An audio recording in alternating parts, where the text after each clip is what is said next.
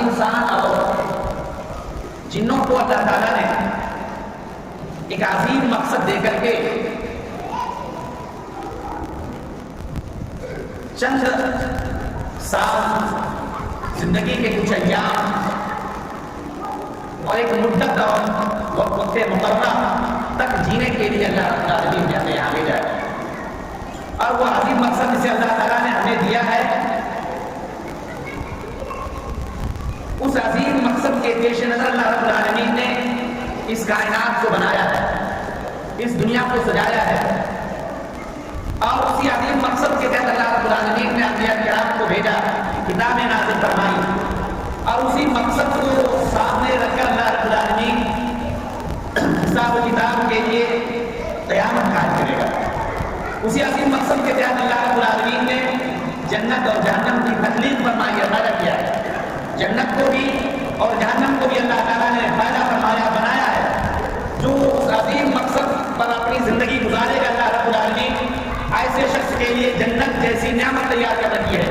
اور جو انسان اپنے گول ہدف مقصد علم سے ہٹ کر کے زندگی گزارے گا، اللہ رب العالمین اس کے لیے جہنم تیار کر رکھی، جہنم بنا رکھا ہے۔ قرآن مجید میں رب کا ارشاد ہوتا ہے وَمَا خَلَقْتُ الْجِنَّ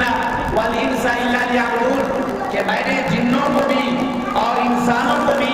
صرف اور صرف اپنی ہی عبادت کے لیے پیدا فرمایا، اپنی عبادت کے لیے پیدا فرمایا۔ اللہ تعالیٰ فرماتا ہے کہ ہم نے انسانوں کو اور جنوں کو اپنی عبادت کے لیے پیدا فرمایا ہے۔ عبادت میں سب سے عظیم شے، سب سے عظیم ترین چیز اللہ کی توحید ہے، اس کی ربوبیت ہے، اس کی الوہیت ہے، اور اس کی اسماء و صفات۔ ایک انسان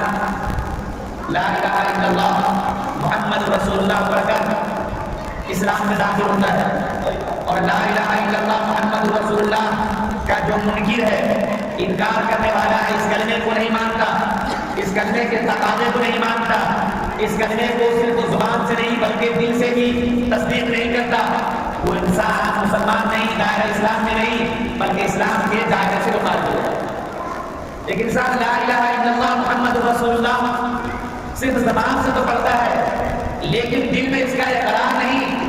اس کلمے کے تقاضے پر عمل نہیں، تو محض زبان سے پڑھنا انسان کے لیے کافی نہیں ہوتا ہے۔ بہت سارے غیر مسلم کو بھی آپ دیکھتے ہوں گے کہ لا الہ الا اللہ محمد رسول اللہ زبان سے پڑھ دیتے ہیں۔ کیا صرف زبان سے پڑھ دینے سے کوئی مسلمان ہو سکتا ہے؟